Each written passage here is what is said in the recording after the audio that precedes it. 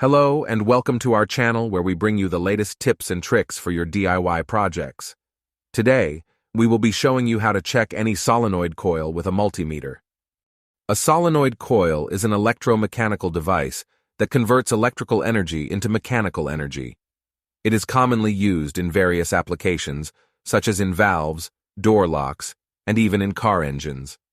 Checking the solenoid coil is important to ensure that it is functioning properly. To check a solenoid coil, you will need a multimeter. Make sure that the multimeter is set to the resistance or ohm setting.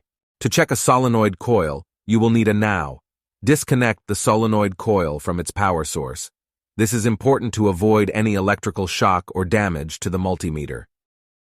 To check a solenoid coil, you will next touch the two probes of the multimeter to the two terminals of the solenoid coil. The multimeter should give you a reading in ohms.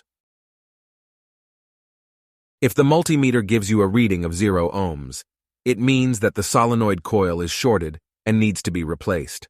If the multimeter gives you a reading of infinite ohms, it means that the solenoid coil is open and also needs to be replaced. And there you have it, a simple way to check any solenoid coil with a multimeter. Remember to always take safety precautions when working with electrical devices. Thank you for watching, and don't forget to subscribe to our channel for more DIY tips and tricks.